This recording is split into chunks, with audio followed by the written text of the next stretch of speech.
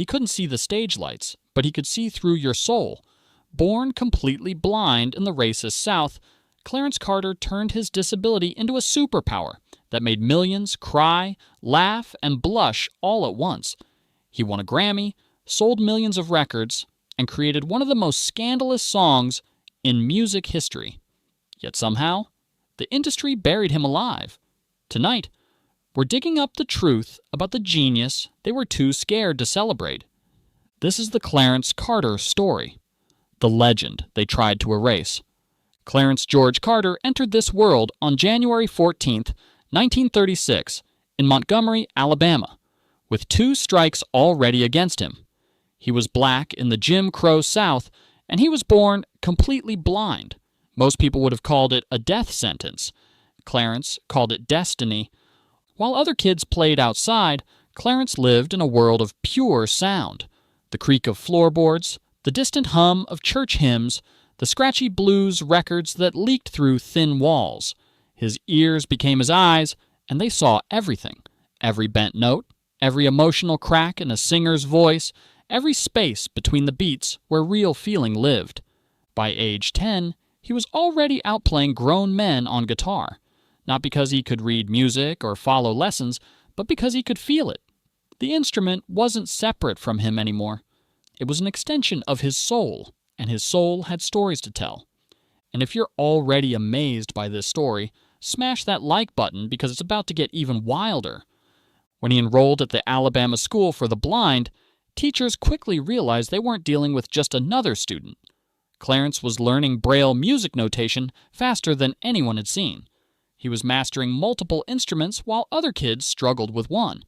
But more than that, he was writing songs that made grown people stop and listen. In 1960, he graduated from Alabama State College with a Bachelor of Science in Music. A blind black man with a college degree in the 1960s, Alabama wasn't just rare. It was revolutionary, but Clarence wasn't interested in teaching or playing it safe. He wanted to make records that would shake the world. That's when he met Calvin Scott, another blind musician who shared his hunger.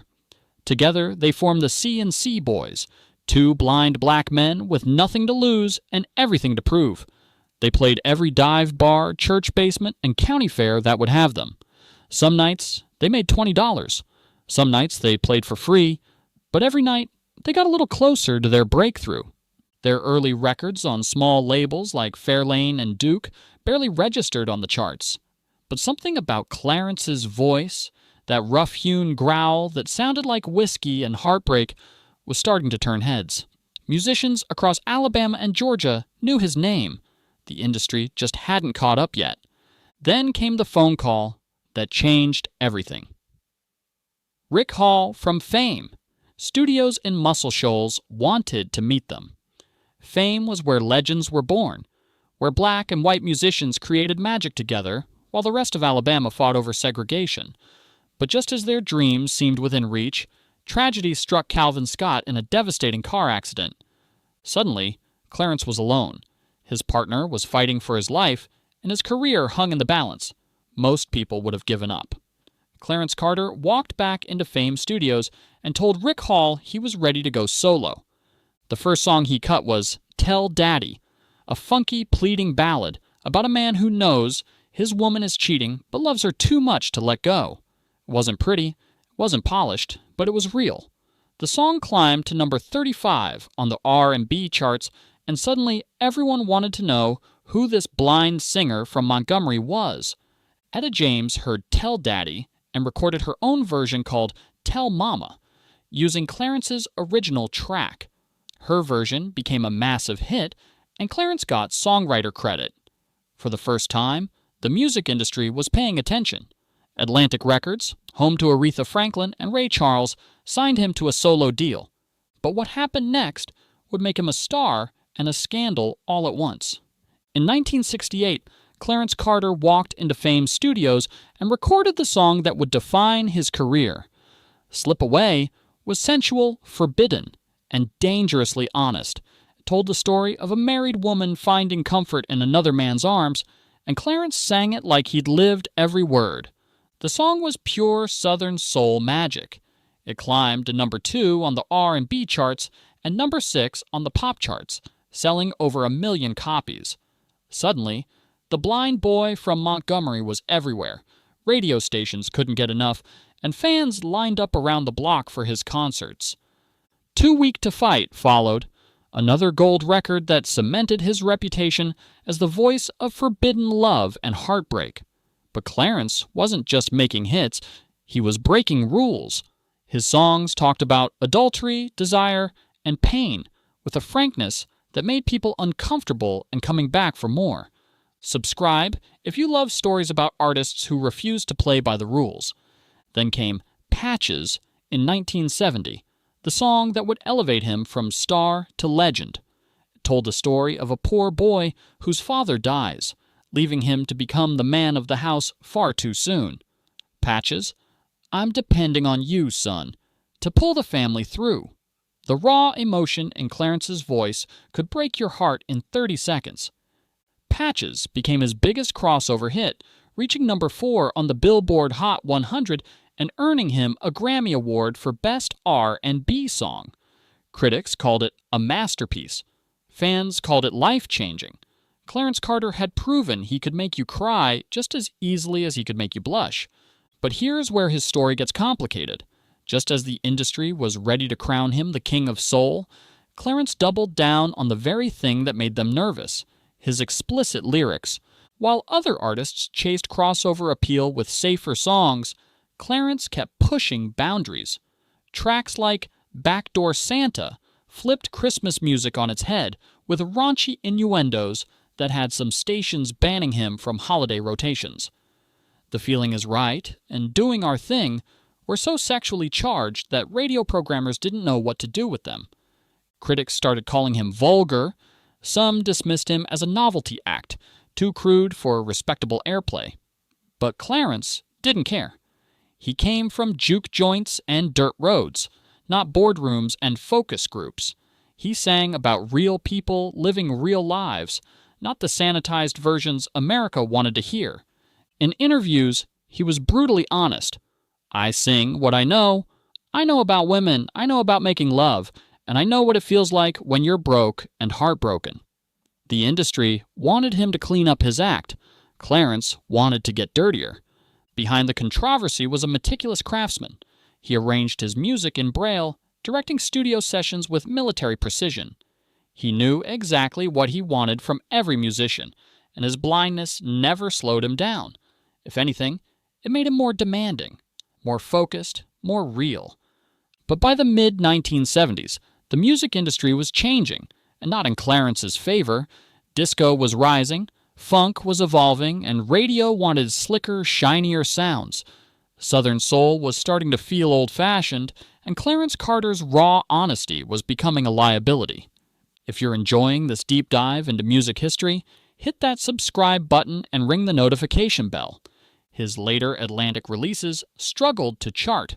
Songs that would have been hits 5 years earlier couldn't crack the top 40. The executives who once fought over his contracts were now chasing Donna Summer and Earth, Wind and Fire. Clarence refused to reinvent himself as a disco act or water down his lyrics for mass appeal. By 1974, he'd left Atlantic Records. He bounced between smaller labels, but none of them knew how to market a blind, aging soul singer who wouldn't compromise his vision. The mainstream world was moving on, and Clarence Carter was being left behind. But he never stopped performing. He hit the road hard, playing black clubs across the South to fans who still remembered Slip Away and Patches. These weren't glamorous venues, but they were real, and Clarence thrived in that authenticity. He wasn't trying to win another Grammy, he was trying to touch souls, one sweaty room at a time.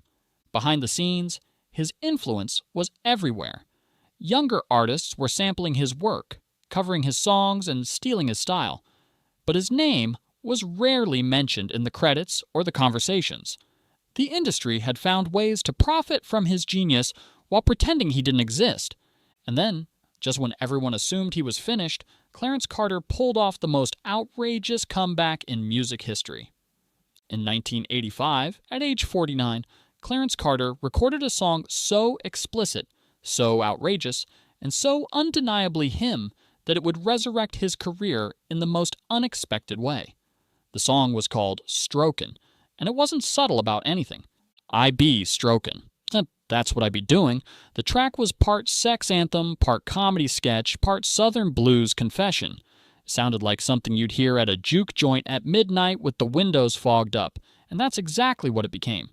Mainstream radio wouldn't touch it. MTV refused to play it.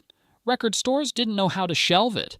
The lyrics were too explicit, the subject matter too raw, and the man behind it was a 49-year-old blind soul singer who didn't fit any marketing demographic. But Clarence didn't need their permission. He released Stroken independently through Ichiban Records, a small Atlanta label that specialized in artists the big leagues had abandoned. What happened next shocked everyone. Without radio support, without MTV rotation, without any traditional promotion, Stroken became a cultural phenomenon. It exploded in black clubs across the South and Midwest. DJs played it on Friday nights and dance floors erupted. Bootleg tapes circulated like contraband. People didn't just want to hear Stroken, they needed it. Drop a like if you think this comeback story is absolutely insane. The song became the soundtrack to cookouts, bachelor parties, and late-night encounters across America. Even the Arsenio Hall Show caught wind of it, bringing Clarence on national television in 1993 to perform the track that had made him a cult hero. Critics called it crude. Radio hosts mocked it. But Clarence laughed all the way to the bank. People said I was nasty, he once said.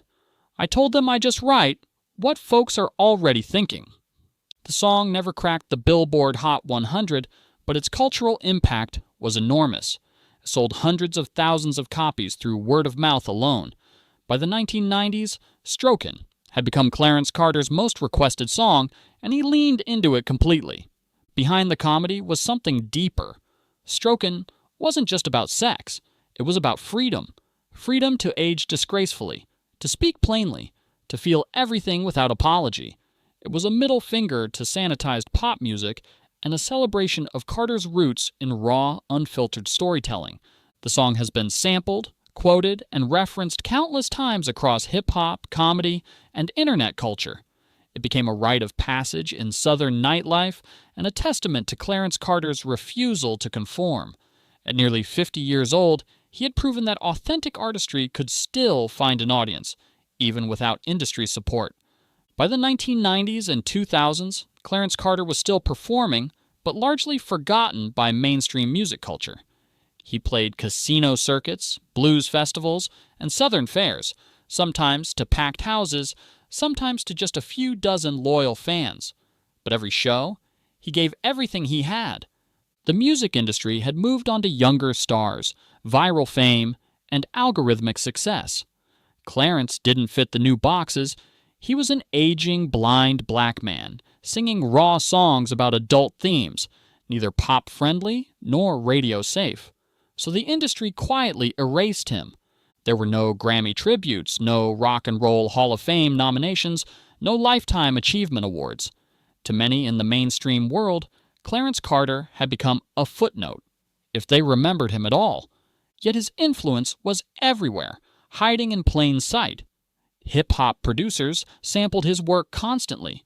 Neo-soul artists like D'Angelo and Anthony Hamilton carried his DNA in their voices. You could hear Clarence Carter in every modern artist who sang about pain and pleasure without apology. Make sure you're subscribed because we're covering more forgotten legends like this every week.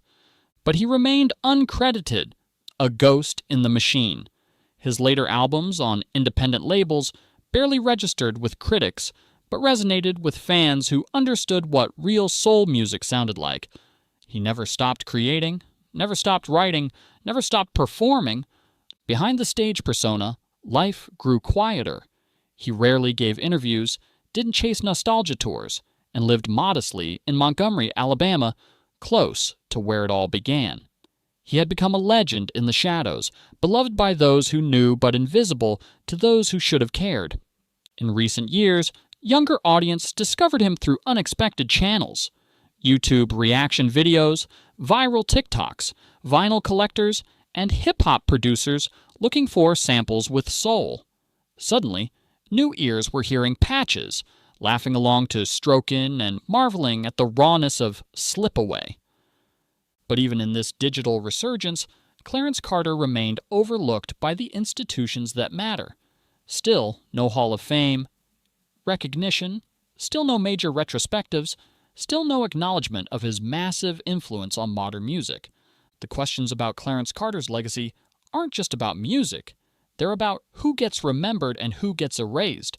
They're about an industry that profited from his genius while refusing to give him his flowers. They're about a blind black man from Alabama who refused to compromise his truth, even when that truth made people uncomfortable. His estimated net worth at the time of his passing was modest, somewhere between $1 and $5 million. Not bad for a man who started with nothing, but nowhere near what his influence deserved. Like many artists of his era, he likely didn't own his master recordings or retain significant publishing rights. His biggest hits continued to generate revenue through samples and licensing, but it's unclear how much of that profit reached him. What's certain is the emotional estate he left behind. The fathers who saw themselves in Patches, the lovers who found their anthem in Slip Away, the people who discovered that music could be sacred and scandalous at the same time. His true legacy isn't in bank accounts or streaming numbers. It's in every person who ever heard one of his songs and thought, he gets it. He gets me. Today, Clarence Carter's name still echoes in southern jukeboxes, vinyl collections, and the sets of DJs who understand where real soul comes from. His songs are streamed millions of times a year, his lyrics quoted across generations, and his presence felt wherever truth-telling music survives. So what do we owe Clarence Carter? We owe him more than just a nostalgic listen or a laugh at Stroken. We owe him recognition as a pioneer who turned pain into poetry, disability into strength, and controversy into art. We owe him a place in the history books that too often erase voices like his. We owe him the flowers he never got while he was alive, because Clarence Carter didn't just make music. He made people feel less alone in their struggles, their desires, and their imperfections. And in a world that demands perfection, that's the most revolutionary act of all. What's your favorite Clarence Carter song? What memory does it bring back? Drop it in the comments, and let's keep his story alive. And if you believe legends like Clarence shouldn't be forgotten, hit that like button and subscribe. We're just getting started uncovering the stories of the artists they tried to erase.